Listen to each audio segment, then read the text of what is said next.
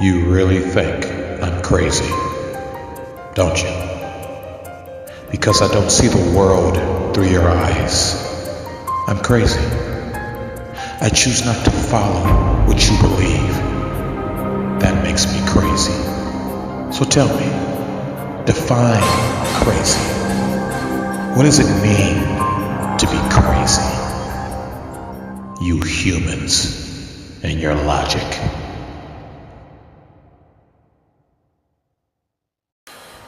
Good afternoon, and welcome to all of our listeners. Thank you for joining us today. And today I am the billionaire idealist, and joining me is Captain Universe.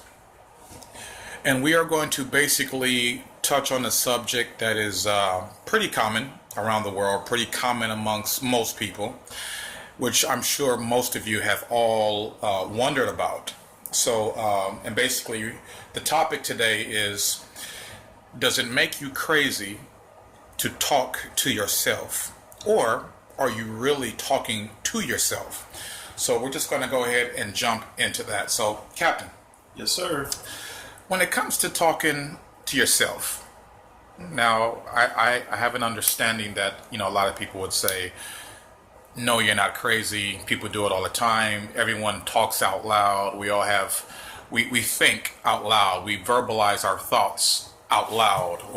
And then you have those who say, yeah, if you're talking out loud, regardless of whoever you're talking to, you should keep it to yourself. You shouldn't do that out in the open. So I'm just gonna touch on a few things I have written down here. So now one of them is we see a lot of homeless people on the street talking to themselves, and it's like, well, are they really talking to themselves, or are they talking to God, or are they talking to a spirit, or other spirits, or other entities, or maybe other beings that we can't see, things of that nature.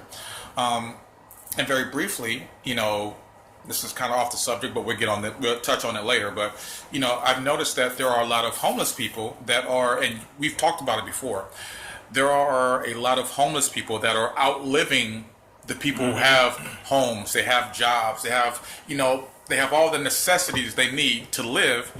And these homeless people are outliving these people who have these things. So right. That's another subject we'll get into a little later on, but we'll definitely touch on that. Now, the word crazy is used very loosely, in my opinion. People toss around the word crazy all the time. Oh man, that's crazy. I mean, why are you doing it, man? You crazy. Stop doing it, man. That's crazy. Right. We use that term. Everybody uses that term. We all have used it. But when it boils down to it, like I said, people think out loud. People verbalize their thoughts out loud instead of to themselves, and that doesn't make you crazy. I want to say that when people talk to God or when they go to church, especially when they are inside of the church, they are praying, they are worshiping, they're basically praising the word of God, they're praising the name of God and Jesus, and they're praying, they're talking out loud amongst other people that are present, and no one seems to think that they're crazy. So why is it that people in the church can talk to God out loud, whether it be in the confines of their own home or in the church, and no one actually thinks they're crazy? And then you have people that they're talking to God, or they're talking to their loved ones that have passed, that are now in spirit form, which God is a spirit, and they talk to them, and I just say, oh well, you're crazy. Now, whether a person decides to do it out loud or out in the open, to themselves or out in the open, it doesn't make you crazy if you're talking to God or a spirit, or basically, if you are interacting with an entity or being or goddess or spirit that the physical eye cannot see, that doesn't justify and say, oh, you're crazy. But we want to get more into that. So, I guess I'm asking, how would we define the word crazy? What is crazy? What does crazily actually mean?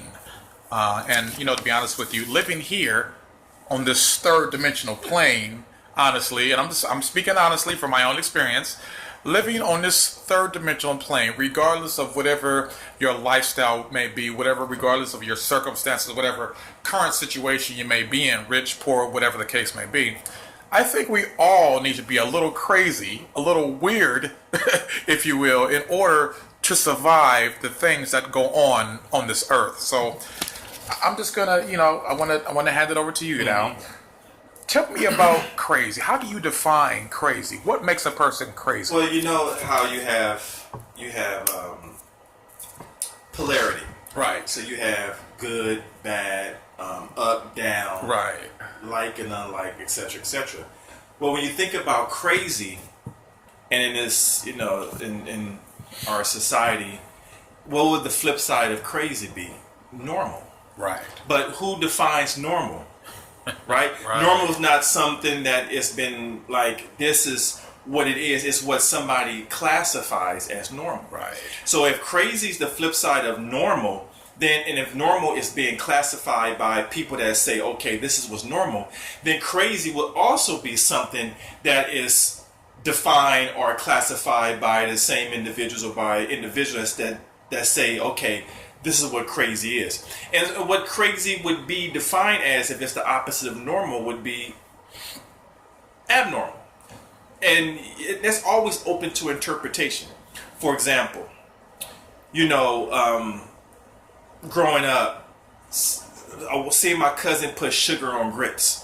I thought that was crazy because I didn't put sugar on grits. My mother didn't do that. My grandmother didn't do that, but my cousin did that. But that was something that wasn't normal to me. Right. So therefore, that was crazy. Right. Until he said, "Try it." So I put the sugar on the grits, and I was like, "Oh, the grits taste sweet. It tastes pretty good." Right. So now what was crazy became a new normal, because then Right. and things like that. So crazy, basically, in the context of just unfamiliar. And if you think about it, we all grow up in different environments, and we all have different standards and different customs and cultural ways. Anything outside of what we deem as normal, for those who could be closed-minded, they will classify that as crazy. Right. Oh, you're crazy for doing that. But think about the multi-billionaires and millionaires. Them and think of the inventions. All of these inventions that we enjoy and take part in, the person that came up with the idea was viewed as crazy because it wasn't normal. It wasn't always normal to have a television. Exactly. It wasn't always normal to see planes in the sky or see a car or, all these whole host of technology that we take advantage of. But when somebody thought of the idea, because it didn't exist, they was like, well, I can't fathom that, so you're crazy for thinking that. Exactly. You're crazy. Like, I want to fly. Oh, you're crazy for that. But it was the person that stuck by their belief. They stuck by that vision that they had, and was willing to go out there and make it a reality. Right. And once it became a reality and people actually saw it and took part of it, it was like, oh, wow, I like this. And even in the beginning, there was people that saw these inventions, like the television. It was like, hey, Mom, Dad, can we get a television? Oh, you're crazy to want to put that thing in your house. Because it was like, something that's outside of what you constitute as normal, and it built up a fear of some type of harm being caused to you. Like, oh no, we're not going to get it. Oh, that car. Oh, I'm not getting that thing. You're crazy. That plane. I'm not getting that thing. You're crazy. The roller coaster. I'm not getting that thing. You must be crazy. Exactly. But it was being willing to take those risks, being willing to step out there on faith to not only to invent the things, but to try those inventions and see that, it's not as bad as you think it is. Right. So that's what crazy is. Crazy is just, if it goes against what you consider normal, then the flip side would be is like, oh, that's crazy. And speaking of people having these inventions, these things that we now full throttle participate in, that we use on a daily basis in our lives, cell phones, cars, flat screen TVs, all this technology, all these things that we have. And it's like, I remember I did a short video asking people, if we did not have any of these things, what kind of world would we be in? Would we still be classified as crazy? We would not have the things we have now if no one actually, if you will, in my opinion, excuse my language, had the balls or the stubbornness or the boldness to step forward and say, hey, you know what? You may think I'm crazy for doing this, but I am going to stand by this. I'm going to stick to doing this, and I'm going to put my faith and all my love and my trust and my effort and my energy, and I'm going to put this out. I'm going to put this invention out, whatever it may be. Right. And so therefore, it equals the things that we have today. So it's like, yeah, if you would have mentioned these things back then to somebody maybe in the 17 to 1800s and say, oh yeah, we want to have smartphones and Xboxes and PlayStation 4s and flat screen TVs, they're like, yeah, you're crazy. You know, so it's like, if the people who came up with these ideas did not actually step forward, did not actually have the boldness and the courage to step forward and say, hey, regardless of whatever you think, I'm going to do this. And they did it. And so now we have a whole array of different things here. So it's like, yeah, I definitely agree with you. To add one more part to it is that it's been stated that we're hardwired for humans. We're hardwired for self-preservation. Right. On the basic level, self-preservation, survival, protection, stuff like that. So when you have an experience, say you walking and you barefooted in the grass and you step on a rock and it hurts. That pain sends a message to your brain. And it's okay, we have to make sure when we're walking, we don't step on rocks.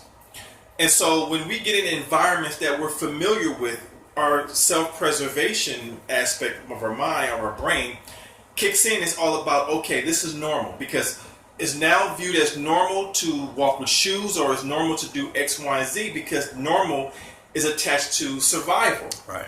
And anything outside of that is viewed in a sense of fear or harm could be caused. So you will see a lot of people that are afraid to take risks or afraid to do things because when it's outside of the norm or the comfort zone, it's almost like our mindset is still in that old prehistoric era where it's like the self-preservation. Like, I need to make sure I survive. When you had to hunt, and if an animal attacked and you use a stick, you're like, okay, if I go out and hunt now, I bring my stick, or I stay away from that particular area. Right. So that it's all under the umbrella of being afraid to step to do these things because of that self-preservation mechanism within our brain that kicks in and says, okay, survival. Right. Need to survive. So people don't take, a lot of people don't take those risks because of this feeling of harm may be caused.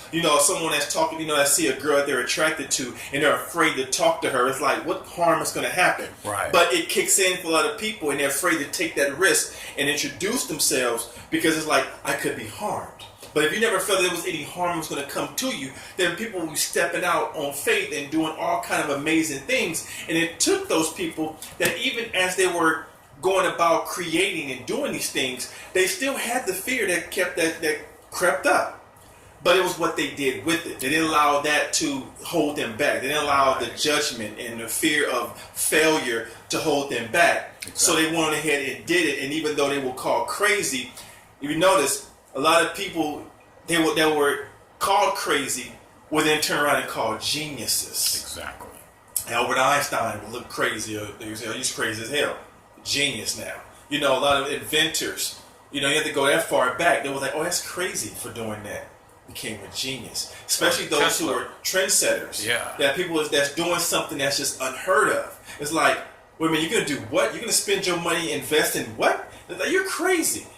Some people that invested in Google when it first came out are now multi-billionaires because, they had a vision, they saw it, they felt something, they took a risk, they did it, and then all of a sudden they blew up. So crazy was just the fear of doing something that was not constituted as normal, which normal was defined by other people. So it's like you have to go against the normal, or in other words, you have to be crazy in order to succeed, because every individual has their own likes. They have their own ways about themselves. I mean, take anybody that's willing to be courageous to be themselves. And if it goes against what is constituted as society's norms, that person's crazy. Oh, you're crazy for that person's crazy as hell. They got red hair. They're crazy as hell with all them tattoos and the piercings. Yeah, right. Exactly. But there was expressing their individuality. Exactly. It was nothing crazy. But if it goes against normal, right, then that's constituted as crazy, but it's not crazy.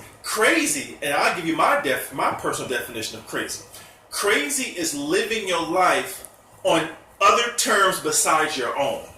If you're in a job, like they would say, oh, you're not crazy for working. But if you are at a job for working 40 hours a week that you don't like and you're miserable every day, that to me is crazy.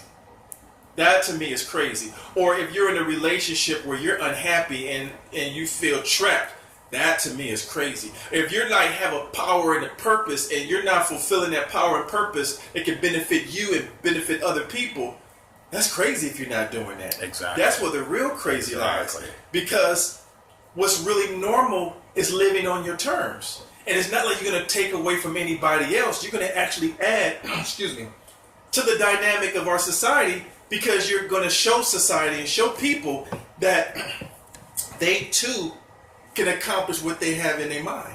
A buddy of mine, we had a conversation years ago about, and he was like, you know, I forgot what the technology was, but it was out and it was about whatever it was. And he said, you know what? I had an idea for that when I was younger. I had a vision in my head or a thought or idea of X, Y, and Z, but he never pursued it. Somebody else, of course, down the line, probably had the same vision. They pursued it, and all of a sudden, everybody's using it. Well, I remember when I was real little, after I learned how to, brush my teeth on my own without mommy's help, and I would get that Act mouthwash, So I'm in the bathroom and I'm getting ready to brush my teeth. I put the toothpaste on the toothbrush. I'm looking at the mouthwash, and something said, take the mouthwash and pour it on your toothbrush with the toothpaste on it, so you can have the toothpaste and the mouthwash on the brush at the same time. If you go to the market, if you go to the store now, what do you see on the toothpaste? You see the mouthwash. Exactly. I had that when I was little. I was doing that when I was little. So imagine if I came out with that, and said, hey, boom, I could be a multi-trillionaire right now with that idea. So yeah, you want to be crazy in this life. In other words, you want to live your life on your terms. And that is true success, because you're willing to step out there and be who you are. Exactly. Get out of that comfort zone. Exactly. I mean, think of Martin Lawrence, one of the most successful comedians. What was his stand-up called? You So Crazy. What was his favorite line? His famous line from the Martin Show. You So Crazy, or from the stand-up comedy. Yeah. Of course. But crazy was viewed as funny, and his comedy was different than other comedians, but it drew people in that want to see it. They laugh at it because it was different. Right. So when somebody imitated Martin Lawrence, you knew that was Martin Lawrence because he had his own style. And people laughed at it. So yeah, crazy, it's up to the person how they want to look at it. You can look at crazy if you want to as, oh, crazy is, you're psychopath and this.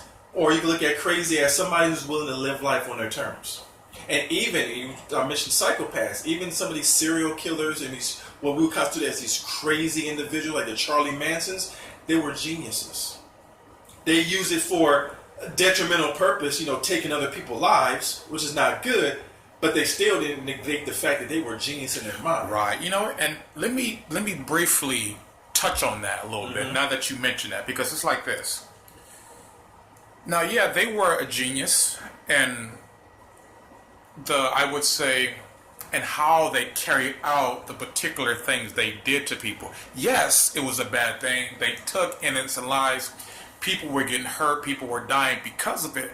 But the dynamic behind their thinking, the elements in which they used on how they murdered or killed people was, wow, I would have never even thought about that. When the average murder or the average person getting killed is maybe getting stabbed or being shot or being hit by a car, or anything could happen. But if you take movies like, if you are familiar with the movie Saw, the way these people die was, not to make light of it, but the way these people died was like, that's genius. Because he put together these mechanisms, these toys, these things that, like, it took thought to do. And I think John Kramer, his name was, I think he was a engineer. And you figure these engineers, they're smart, they have brains. It takes a lot of thought, and it entails a lot from the things that they do. So when you watch movies like Saw and you see these things happen, it's like, wow, that's kind of intriguing. Because let me ask you this. If you went to go see an action movie or a suspense movie and a horror movie, and every time a person died, all they did was get hit by a car or get stabbed or shot, you wouldn't be excited. You wouldn't be entertained. You'd be like, okay, that's all they do.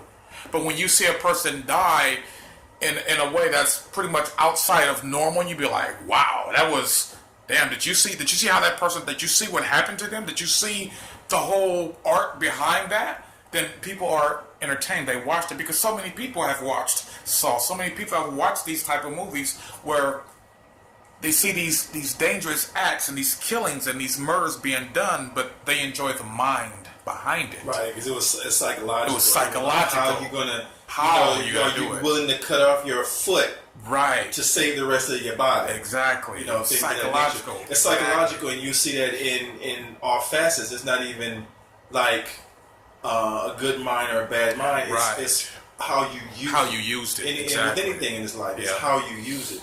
And yeah, that's basically what it's about. Now, tell me about these homeless people that are outliving the people with houses, careers, and what do you call that? Expensive health care. You know, all of this stuff. They have their food. They're making money, and you have this homeless person living on the street that is exposed to so much harm, danger, sickness, all sorts of stuff. But they are outliving the people who have these homes. Can you explain that? Because, I mean, I'm trying to really wrap my head around this here. And it makes you think, like, where's the true poison? Is the poison out the door or in the house? Right. And what I mean by that is, it's like this. You know, when a lot of us look at a homeless person, somebody on the street, we prejudge. Oh, you know, life is tough for them because I have my home and I have my toys and entertainment, so life is good for me. But I have this job that I don't like going to, but, you know, whatever the case. Right. Not really understanding what, say, this particular individual on the street, how they look at life. Because, understand, a lot of people who are out there homeless are out there homeless by choice. Yeah. Because and you know, I remember I've had conversations with some, and they talked about the life that they had before they were out there. That they worked in corporate America. They had a good job. They had a house. They had a family, you know, and maybe it was alcoholism, or maybe it was just this thing where they weren't happy in this so-called normal system of society, that they wanted to be free. So them out there being homeless, they were free. Because, you know, if you think about someone that punches the clock every day and they're miserable, stress and unhappiness, that is a slow death. That kills you. So imagine if you wake up every single day and you're doing things that you do not enjoy, that do not make you happy, do not give you a sense of gratification, fulfillment, any of that. You're dying a slow death. So then what happens is you have all this stress on the job, and then of course you're at home with your big flat screen TV seeing a commercial about medication and going to the hospital. So you go to the doctor, they prescribe you with this medication that you take daily for your headache or for your heart or for whatever the case. So you're injecting these poisons, not to mention the atmosphere you're in. Say you work in a facility that has all these different chemicals, so then you developing cancer and you know, you name it. And so it's like people are in this normal way of living are dying because they're not living how they want to live. Whereas you have someone that's homeless, or, you know, that's living the life that they want to live. Because all homeless means is without home. Right. But are they really truly homeless? No, wherever they are is home. They just don't have a house, but they have a home. Right. So they're houseless, but they're not really homeless. Right. Because if they're enjoying getting up whenever they want to, doing whatever they want to, then they're fine. Because see, we may look at it as like, okay, I work at this job and I make this money, so I'm able to go to the grocery store. Right. So I have to depend on this job for my money to be able to go and get food from the grocery store. Well, what if this person that you see passing by on the street that got the basket is like, I don't have to worry about food. It just gets taken care of. Everything works out. I may throw this little can right here and says, help me, I'm homeless, but everything works out. You know, people give me money. They give me money, so that's they living. If they're living how they want to live, they're going to be outliving people who are living not how they want to live. Exactly. Who feel that this is what I'm supposed to be doing, trying to keep up with the Joneses. You know, you hear that saying like more money, more problems. in the average case of the individuals who accumulated a large amount of money, but they have all these hands out and all this stress and strain, or the ones who become multimillionaires and then they're afraid of losing it, so now they're living their life in fear. Exactly. What does that do? So now it's like, if you're living your life in fear, you're dying. So which would you rather be, homeless and happy, or have a home and unhappy? Well, people would say, well, I'd rather have the home and be unhappy. And I would say, well, think about unhappiness and how that can kill you. So you would see these guys or these people out there in the street outliving people in homes, because the ones out on the street, a lot of them are living life on their terms, which to them would be their ultimate. Like, freedom is the most important thing to them. Freedom is more important than being stuck in an environment that I don't like, because I'm pretty sure they weren't born in a homeless environment. They were probably born in an environment and grew up and realized, I don't like this. I don't like having someone to answer to. Yeah, we that live in places, live in homes and apartments, may be like, well, I think it would be a struggle for me to be out there trying to find a way to survive. But if you think about it, the average person working his job is trying to survive anyway. Exactly. You live in paycheck to paycheck. You're trying to make sure you don't get fired. So that's survival. That's also. survival, exactly. So if you're not doing what your passion is, that you have this freedom, and you have to think about, I got to pay this bill, I got to do that, I got these bills piling up. That's survival mode, which is really no different than the person out there. With the exception is, if they chose to be out there and they're making it work, then they're away from the so-called normal way of living that's actually killing people. And it's like, I like when you mention about, being houseless, because you know what? Being completely honest with you, all of us, like as you said before, all of us are literally steps away of being quote unquote homeless or houseless. You just have a house, because anything can happen at any given time. Whether you have trillions of dollars or you living from paycheck to paycheck, anything can happen at any given time, which in a lot of cases has happened. And people, did end up losing their homes and losing their lifestyle. It was out there on the street. So it's like, just because you, at the moment, have a home doesn't make you better than a person that's out there on the street. Because like you said, that person out on the street, they're probably happy where they are. They don't have to answer to the stress and all the things going on around them. But you're dying slowly because all the stress that you put on yourself and going to these jobs. So it's like, it makes a lot of sense. That's a good point. Wow. Okay. So now let me say this. Now, before I say this, I'll say what's the word I'm looking for? Well, I'll put it like this. I'm not trying to offend anyone, but I just want to talk briefly about it. Now, homeless people on the street, they're talking, in my opinion, they're talking to someone. Not necessarily talking to themselves, but even if they were thinking out loud, what's wrong with that? We all have done it. But the people in the church, they talk to God. You can talk to God in the church. You can talk to God at your home. You can be at the grocery store, you can be anywhere and be talking to God. I guess the thing matters is that, well, are you doing it out loud or are you doing it internally? So, is a person crazy because, I'll put it like this. Why isn't a person crazy if they're at church and they're talking out loud to God, to a spirit or entity or being that we can't physically see, but they're not crazy? But if a homeless person does it, people are quick to point their finger and say, hey, look, they're talking to themselves, they're crazy. And people want to move away and grab their purse or grab their items and move away. But you see, yet you see people in the church do it. Or you may be at the store and you may be walking past somebody and say, oh, I forgot to turn off the stove, or I forgot to do this. And they may have said it out loud, and then they go and do whatever they do.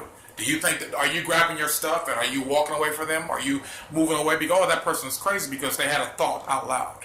So it's like, why is it not, I guess, crazy for you to be inside the church or wherever you are and talk to God and say, oh, well, they're just talking to God, so they're not crazy. It's okay.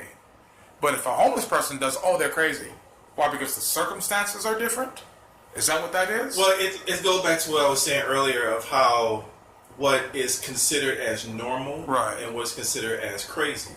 It's considered normal in a church, in whatever, in the particular environment that you're in. Right. So if you're in church and everyone in church is talking to an invisible person, invisible deity, and everybody is in an environment or in society agrees that that's normal, then if somebody's talking to an invisible person or talking out loud in an environment that is not considered normal to be talking to yourself, then yeah, it's going to be classified by the group as crazy because it's going against what's constituted as normal, which is man-made anyway. So yeah, the church is considered normal because they define that as normal. And you see a homeless person, or you see a person, they don't even have to necessarily be homeless, they just be walking the street and they're just having a conversation and you're looking around and you don't see anybody. Well, the way that looks does not look normal, so the prejudgment is that's going to be crazy, that they're crazy. So it's like, it's just a lack of not understanding the dynamics that take place. Because, you can be sitting at a bench in a three-piece suit and start talking to yourself. You still gonna be viewed as crazy and you're not homeless. So it's just the context as to how it's viewed or what is classified as normal. But everybody talks to themselves. I was talking to myself on my way to get you. And I came up with a wonderful thing from my book that I wrote down. Right. I had a hell of a conversation. Right. But you know why I wasn't viewed as crazy? Because I was in the car. And what's the technology now in the car? In the car, you can talk out loud, and people will talk out of your speakers. Exactly. So if what I was doing today, if I did that 20 years ago, the car next to me at the light would think I was crazy. Right. Right. But me doing it today, and the car looks at the light and looks at me, they must be talking to somebody. Right. They must be talking to somebody either on Bluetooth or through their car speaker. Right. They're not talking to themselves. So it's okay for me to talk to myself because you have no idea if I'm talking to myself or I'm talking to the person next to me or on the speaker. Right. Exactly. So it's just in the context of what is classified as normal or what is viewed as normal. Right. And when you talk about like a person, not even just homeless, like people that's considered schizophrenic, they will say, "Oh yeah, they're talking, oh they're crazy." But you don't know what reality that they're experiencing. You don't know if they're tapping into alternate dimensions and they're able to access that and see, like for us, we can't see what they see. But for them, they could be literally looking at a person in front of them and talking to that person. Exactly. So, who's crazy? Nobody's crazy. It's just context because that person, they're seeing them. So are they really crazy? Or are you crazy because you can't see what they see? Right. You see what I'm saying? So yeah. It's just understanding that there's more dynamics that are at play here when it comes to the power of the mind and the power to access these alternate, dimensions that can cross over, overlap. You know what I'm saying? Because if you're not bogged down by bills and responsibilities and your mind is open and you just have that ability to tap into it, your life is going to be different for you. And matter of fact, I would say a lot of reason why those people are out there is because life is different for them already in their mind. They could not function in this type of society or this type of system. It just was too much. Like what they were seeing things and picking up on things that just did not make any sense to them. Like this system, like take the child that's in school that has a different way of thinking. Like they just can't function in the way the school system is ran. Exactly. This educational system, they function differently, but they're being classified as having a deficit disorder. They don't have a disorder; they're actually in order. They just look at the world different. But the people that put together the educational system classify what normal education is supposed to be look like. And if you don't fall into this line of this normal behavior, anything outside of that is considered as having a disease, a disorder. Then psychologists get involved and they give you this label that you have this, you have that. But it's all labels. As a matter of fact, I think in the previous talk I mentioned about how there was I don't know if it was back in the 50s or 40s. I remember the time frame, but it was back in the day when psychologists or these psychotherapists, whatever, they was giving people, they was classifying them as different terms, schizophrenic or whatever psychological disorder term that they was using, and it was locking these people up in mental hospitals Well, a group or a person, or I think it was a group of people, was like, wait a minute. Because they was like literally going by and doing tests on people and said, okay, you have a disorder, and taking them out the homes. So what they did, somebody, I can't remember who it was, decided to do a test. And I think he got together with a group of people and says, okay, we're going to fail this test on purpose. We're going to answer these questions and how whatever these answers will constitute us as having a disorder. So they were taking these tests, these psychological exams, and of course the results were saying that they had some type of schizophrenia, whatever the case, and they were all being locked up in these dang mental wards. That mental ward was overran with people that were actually normal. And it proved, you know what? Y'all don't know what normal is, or y'all can't say and define what crazy or what psychological disorder is, because you have a bunch of normal people in here. Y'all just said that they were. But it's like, if you're not functioning under what the rulers of society says normal is, then you must have a problem. But what if your normal system that you define is crazy? A normal system defined as crazy. You know, to be honest with you, you know what's crazy to me, in my honest opinion? What's crazy to me is to watch these commercials on TV where they're advertising these medications that maybe help one thing but have all these life-threatening side effects, and yet people on the commercial are smiling and taking them, but yet people are watching these commercials and say, hey, I need that, and they go and buy these medications that have a million side effects that you know are going to eventually kill you or mess up something inside of your body. I think that's crazy. I think it's crazy for a person that smokes cigarettes. I mean, back to back to back, always smoking cigarettes. You know cigarettes are going to kill you, give you cancer, do all sorts of things, damaging things to your body, but you continue to smoke cigarettes. I think that's crazy. So it's like, just like a person can say to me, well, Dave, damn, man, all those cookies you eat, that's crazy to me. Because I don't see normal people consume sweets the way you do, and nothing happens. That's crazy to me. So it's like, yeah, even things I do may be or seem crazy to people, but guess what? I don't care what people think. I am glad to say, am I crazy? Yes. Am I weird? You goddamn right. This is who I am. I'm not going to stop being who I am based on what somebody else is, what they think or what they make. I don't care. This is who I am. I love who I am. These are the things I'm going to continue to do. So it's like, and even for the person who smokes the cigarettes, even for the person who watches the commercial and takes the medication that has the million side effects, if that's what they want to do, then who am I? Honestly, who am I to say, well, because you did that, that makes you crazy? Who am I to say that to somebody else? Just because I don't necessarily agree with what you're doing or how you want to do it, who am I to tell you, oh, well, you're crazy because you did that? I'm crazy. I'm just as crazy as you are, if not worse. So it's like, that's how I see it. It's like, we all are crazy. It's just that some of us are just afraid to admit it.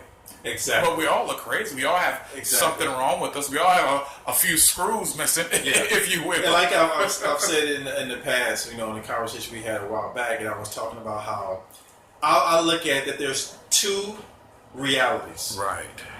And you have reality one, which is what how you're supposed to act. The reality that's when you step outside the door of open the door and greeting people and hi, good morning, and that's the normal, that's one reality. Then you have what I call the real reality, which is how you act behind closed doors. How you act when you had a couple of drinks of liquor. That's the real you that's coming out. The part of you that you hold in and don't act that way. Like, I have to be professional. I have to act with a certain ethical type of behavior. I'm not saying it's wrong or anything like that, but I'm saying that you have two realities. But when you see somebody that's acting outdoors, which is normally normal indoors, is viewed as crazy. Like, if you saw somebody that's walked in the door and started dancing on the middle of the street, that person's crazy as hell. But they were in the club dancing, that's normal. Right. So it's all in context as to how you look at it. Somebody singing out loud, they're like, that person's crazy. But if they're singing on stage at a concert, that's normal. So is the act crazy, or is it in the context of the environment and how the environment is conducive as to what's normal? Right. Yep. Yeah, that's That's it. Well, that has been our time. I am the billionaire idealist, and I have with me Captain Universe. That is our time. Thank you so much for joining us, and we will be definitely bringing more topics your way, so please stay tuned. Again, thank you for joining us, thank you for listening in, and we'll see you next time. Roll, roll, roll your boat gently down the stream. Merrily, merrily, merrily, merrily, life is but a dream.